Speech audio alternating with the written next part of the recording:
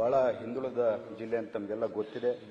ಆದರೆ ಇಡೀ ಉತ್ತರ ಕರ್ನಾಟಕದಲ್ಲಿ ಅತಿ ಹೆಚ್ಚು ಇಂಡಸ್ಟ್ರಿ ಎಲ್ಲನಿದೆ ಅಂತಂದ್ರೆ ಅದು ಬಳ್ಳಾರಿ ಜಿಲ್ಲೆಯಲ್ಲಿದೆ ಅಂತ ಹೇಳಕ್ಕೆ ಇಚ್ಛೆ ಪಡ್ತೀನಿ ಅಧ್ಯಕ್ಷರೇ. ಆದರೆ ನಮ್ಮ ಇಷ್ಟು ಬಳ್ಳಾರಿ ಜಿಲ್ಲೆಯಲ್ಲಿ ಇಷ್ಟು ದೊಡ್ಡ ಮಟ್ಟದಲ್ಲಿ ಇಂಡಸ್ಟ್ರಿ ಇದ್ರೂ ನಮ್ಮ ಜಿಲ್ಲೆಯ ಜನತೆಗೆ, ನಮ್ಮ ಹುಡುಗರಿಗೆ ಅಲ್ಲಿ ಜಾಬ್ಗಳು ಸಿಗ್ತಾ ಇಲ್ಲ. ಈಗ ಸರ್ಕಾರಕ್ಕೆ ನಾವು ಪ್ರಶ್ನೆ ಕೇಳಿದಾಗ ಗ್ರೂಪ್ ಎ ಅಲ್ಲಿ 65% ಕೊಟ್ಟಿದ್ವಿ, ಗ್ರೂಪ್ ಬಿ ಅಲ್ಲಿ 80% ಕೊಟ್ಟಿದ್ವಿ, ಗ್ರೂಪ್ ಸಿ ಅಲ್ಲಿ 100% ಕೊಟ್ಟಿದ್ವಿ, ಗ್ರೂಪ್ ಡಿ ಅಲ್ಲಿ 100% ಕೊಟ್ಟಿದ್ವಿ ಅಂತೇಳಿ ಸರ್ಕಾರ ನಮ್ಗೆ ಹೇಳುತ್ತೆ. ಈ ಅಂಕಿಅಂಶಗಳು ಕರೆಕ್ಟ್ ಆಗಿದ್ರೆ ನಮ್ಮ ಮಕ್ಕಳು ಬೀದಿಯಲ್ಲಿ ಯಾಕೆ ಅಳಿಸಿದ್ರು ಅಂತ ಕೇಳಲಿಕ್ಕೆ ಇಚ್ಛೆ ಪಡ್ತೀನಿ ಅಧ್ಯಕ್ಷರೇ. ನಮ್ಮ ಮಕ್ಕಳು ಬೆಂಗಳೂರು ಇನ್ನೊಂದು ಕಡೆ ಹೋದಾಗ ಅಲ್ಲಿ ಎಲ್ಲನ ಸಿಗ್ನಲ್ ಲೈಟ್ ಅಲ್ಲಿ ನಿಂತಾಗ ನಮ್ಮ ಬಳ್ಳಾರಿ ಜನತೆನೋ ಕೊಪ್ಪಳ ಜನತೆನೋ ಬಂದು ಅಣ್ಣ ನಾನು ನಿಮ್ಮ ಜಿಲ್ಲೆಗೆ ಸೇರ್ದನಂತ ಮಾತಾಡಿದಾಗ ನಮಗೆ ಕಣ್ಣಲ್ಲಿ ನೀರು ಬರುತ್ತೆ ಅಧ್ಯಕ್ಷರೇ. ಯಾಕಂದ್ರೆ ನಮ್ಮ ಮಕ್ಕಳು ಎಲ್ಲೋ ಬಳ್ಳಾರಿಯಲ್ಲಿ ಇಷ್ಟು ಇಂಡಸ್ಟ್ರಿ ಇದ್ರು ಅಲ್ಲಿ ಅವಕಾಶ ವಂಚಿತರಾಗಿ ನಮ್ಮ ಮಕ್ಕಳು ಬೆಂಗಳೂರಲ್ಲೋ ಇನ್ನೊಂದು ಕಡೆನೋ ಡೆಲಿವರಿ ಬಾಯ್ನೋ ಇನ್ನೊಂದು ರೀತಿಯಲ್ಲಿ ಕೆಲಸ ಮಾಡ್ಬೇಕಲ್ಲ ಅಂತೇಳಿ ನಮಗೆ ನೋವಾಗುತ್ತೆ, ನಮಗೆ ನಾಚೆ ಆಗುತ್ತೆ ಅಧ್ಯಕ್ಷರೇ. ಯಾಕಂದ್ರೆ ನಾವು ಅಲ್ಲಿನ ಪ್ರತಿನಿಧಿಗಳಾಗಿ ಫ್ಯಾಕ್ಟ್ರಿಗಳು ಅಷ್ಟು ದೊಡ್ಡ ಮಟ್ಟದಲ್ಲಿ ಇದ್ರು, ಫ್ಯಾಕ್ಟ್ರಿಗಳು ಇವತ್ತು ಯಾವ ರೀತಿಯಲ್ಲಿ ಇಂಡಸ್ಟ್ರೀಸ್ ಅವರು ಯಾವ ರೀತಿಯಲ್ಲಿ ಮೋಸ ಮಾಡ್ತಿದ್ದಾರೆ ಅಂತಂದ್ರೆ, ನಿಮ್ಮ ಸರ್ಕಾರ ಏನು ಸರೋಜಿನಿ ಮಹಿಷಿ ವರದಿ ಪ್ರಕಾರನೇ ನಾವು ಉದ್ಯೋಗ ಕೊಡ್ತಿದೀವಿ, ಲೋಕಲೇಟ್ಸ್ಗೆ ನಮ್ಮ ಕನ್ನಡಿಗರಿಗೆ ಕೊಡ್ತಿದೀವಿ ಅಂತ ಹೇಳಕ್ಕೆ 1,000 ಜನ ಎಂಪ್ಲಾಯ್ಮೆಂಟ್ ರಿಕ್ವೈರ್ಮೆಂಟ್ ಇದ್ರೆ ಅದರಲ್ಲಿ 100 ಮಾತ್ರ ನೇರ ನೇಮಕಾತಿ ಮಾಡ್ತಾರೆ.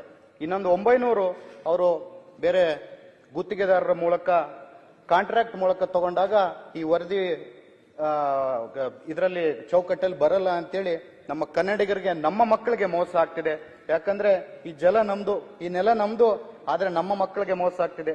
ಧೂಳು ತಿನ್ನೋರು ನಾವು, ಬೇರೆ ರಾಜ್ಯದಿಂದ ಬಂದವರು ಅಲ್ಲಿ ಕುರ್ಚಿ ಮೇಲೆ ಕೂತು ರಾಜ್ಯ ಆಳ್ತಿದ್ದಾರೆ ಅಂತ ಹೇಳಲಿಕ್ಕೆ ಇಚ್ಛೆ ಪಡ್ತೀನಿ ಸಭಾಧ್ಯಕ್ಷರೇ.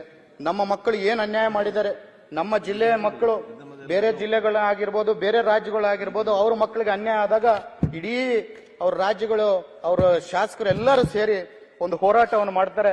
ಆದ್ರೆ ನಮ್ಮ ಬಳ್ಳಾರಿ ಜನತೆಗೆ, ನಮ್ಮ ಮಕ್ಕಳಿಗೆ ಅನ್ಯಾಯ ಆದಾಗ ಯಾರು ನಮಗೆ ಕಾಣ್ತಾ ಇಲ್ಲ ಅಂತ ಹೇಳಲಿಕ್ಕೆ ನೋವಿಂದ ಹೇಳಕ್ಕೆ ಇಚ್ಛೆ ಪಡ್ತೀನಿ ಅಧ್ಯಕ್ಷರೇ. ನೀವು ತಕ್ಷಣವಾಗಿ ಈ ಫ್ಯಾಕ್ಟರಿಗಳಾಗಿರ್ಬೋದು, ಇಂಡಸ್ಟ್ರಿ ಅವರಾಗಿರ್ಬೋದು, ಈ ತಪ್ಪು ಮಾಹಿತಿಯನ್ನು ಏನು ಕೊಟ್ಟಿದ್ದಾರೆ ದಯಮಾಡಿ ಸರ್ಕಾರ ಒಂದು ಕಮಿಟಿಯನ್ನು ಮಾಡಿ, ಇದು ಕನ್ನಡಕ್ಕೋಸ್ಕರ, ಕನ್ನಡಿಗರಿಗೋಸ್ಕರ, ನಮ್ಮ ಜಲ, ನಮ್ಮ ನೆಲ ಹಕ್ಕಕ್ಕೋಸ್ಕರ ನಾನು ಕೇಳ್ತಿದ್ದೀನಿ ಸಭಾಧ್ಯಕ್ಷರೇ. ನಮ್ಮ ಮಕ್ಕಳಿಗೆ ನಮ್ಮ ರಾಜ್ಯದಲ್ಲಿ, ನಮ್ಮ ನೆಲೆಯಲ್ಲಿ ಉದ್ಯೋಗ ಸೃಷ್ಟಿ ಆಗ್ಬೇಕು. ಅಲ್ಲೆಲ್ಲೋ ದೂರದಾಗ ಹೋಗಿ ನಮ್ಮ ಮಕ್ಕಳು ಬೇರೆಯವ್ರ ಕೆಳಗೆ ಕೆಲಸ ಮಾಡ ಅಷ್ಟು ದೌರ್ಭಾಗ್ಯ ನಮಗೆ ಬೇಕಿಲ್ಲ ಅಂತ ಹೇಳಿ ನಾನು ತಮ್ಮ ಮೂಲಕ ಸರ್ಕಾರಕ್ಕೆ ಮನವಿ ಮಾಡ್ತಿದ್ದೀನಿ ಅಧ್ಯಕ್ಷರೇ. ಅದರ ಜೊತೆಗೆ ನನ್ನ ಕ್ಷೇತ್ರದಲ್ಲಿ ಒಂದು KEB ಇಶ್ಯೂ ಇದೆ ಅಧ್ಯಕ್ಷರೇ. ಏನದು ಇಶ್ಯೂ ಅಂತಂದ್ರೆ, ನಮ್ದು 90% ಸ್ಲಮ್ ನಾನು ಬಳ್ಳಾರಿ ಕ್ಷೇತ್ರ ಅಂತ ಹೇಳಕ್ ಇಚ್ಛೆ ಪಡ್ತೀನಿ ಅಧ್ಯಕ್ಷರೇ. ಅದರಲ್ಲಿ ಬಹಳಷ್ಟು ಮಂದಿ ಹಳೆಯ ಬಿಲ್ಗಳು ಪೆಂಡಿಂಗ್ ಇದ್ದು ಸ್ಲಮ್ ಅಲ್ಲಿ ಜನತೆಗೆ ಇವತ್ತು ಅವ್ರ ಬಿಲ್ಗಳೆಲ್ಲ ಬಡ್ಡಿ ಮೂಲಕ 70,000 80,000 ರೂಪಾಯಿ ಆಗ್ಬಿಟ್ಟಿದೆ ಸಭಾಧ್ಯಕ್ಷರೇ. ಅದು ಇವತ್ತು ಆ ಬಡ ಜನರು ಕಟ್ಟಕ್ಕೂ ಆಗ್ತಾ ಇಲ್ಲ. ಆ ಬಡ ಜನರು ಕಟ್ಟಕ್ ಆಗದಂಗೆ ಎಲ್ಲರೂ ಅವ್ರ KEB ಅವರು ಅವ್ರ ಮನೆ ಮುಂದೆ ಹೋಗಿ ಅವ್ರ ಮೀಟರ್ಗಳನ್ನ ಕಿತ್ಕೊಂಡು ಹೋದಾಗ ಆ ಸ್ಲಮ್ ಅಲ್ಲಿ ಜನರು ಕತ್ತಲಲ್ಲಿ ಮಲಗೋ ಪರಿಸ್ಥಿತಿ ಬಂದಿದೆ. ಅದಕ್ಕೋಸ್ಕರ ಒಂದು ಅದಾಲತ್ತನ್ನು ಮಾಡಿ, ತಾವೆಲ್ಲರೂ ಸರ್ಕಾರದವರು, ಜಾರ್ಜ್ ಸಾಹೇಬ್ರು ಇಲ್ಲೇ ಇದ್ದಾರೆ, ಒಂದು ಅದಾಲತ್ತನ್ನು ಮಾಡಿ ಆ ಬಡ್ಡಿ ಏನಿದೆ ಅದನ್ನೆಲ್ಲ ಮನ್ನಾ ಮಾಡಿ ನಮ್ಮ ಜನತೆಗೆ ಅಸಲು ಏನಿದೆ ಅದರಲ್ಲಿ ಒಂದು ಟೈಮ್ ಕೊಟ್ರೆ ಒಂದು 6 ತಿಂಗಳಿಂದ 1 ವರ್ಷದಲ್ಲಿ ಅದನ್ನ ಅವ್ರ ಬಿಲ್ ಅನ್ನು ಪಾವತಿ ಮಾಡ್ಕೊಂತಾರೆ. ದಯಮಾಡಿ ಅಷ್ಟುವರೆಗೆ ಆ ಮೀಟರ್ಗಳನ್ನ ಕಿತ್ಕೊಂಡು ಹೋಗಿ ನಮ್ಮ ಜನತೆಗೆ, ಆ ಬಡ ಜನತೆಗೆ ತೊಂದರೆ ಮಾಡಬೇಡ್ರಿ ಅಂತ ಕೇಳ್ಕೊಂತೀನಿ ಸಭಾಧ್ಯಕ್ಷರೇ. ಅದರ ಜೊತೆಗೆ ನಮ್ಮ DMF ಫಂಡ್ ಅಂತೇಳಿ ಡಿಸ್ಟ್ರಿಕ್ಟ್ ಮಿನರಲ್ ಫಂಡ್ ಏನಿದೆ, 2.5 ವರ್ಷದಿಂದ ನಾವು ಡಿಸ್ಟ್ರಿಕ್ಟ್ ಇನ್ಚಾರ್ಜ್ ಮಿನಿಸ್ಟರ್ಗಳಿಗೆ, DC ಅವರಿಗೆ, ಮುಖ್ಯಮಂತ್ರಿಗಳಿಗೆ ಕೇಳ್ಕೊಂತಿದೀವಿ. ಒಂದು ರಿವ್ಯೂ ಮೀಟಿಂಗ್ ಮಾಡ್ತಾ ಇಲ್ಲ. ಒಂದು ಮೀಟಿಂಗ್ ಅನ್ನು ಮಾಡಿದ್ರೆ ನಮ್ಮ ರಾಜ್ಯ ಸರ್ಕಾರದಿಂದ ನಮ್ ದುಡ್ಡೇನು ಅವಶ್ಯಕತೆ ಇಲ್ಲ.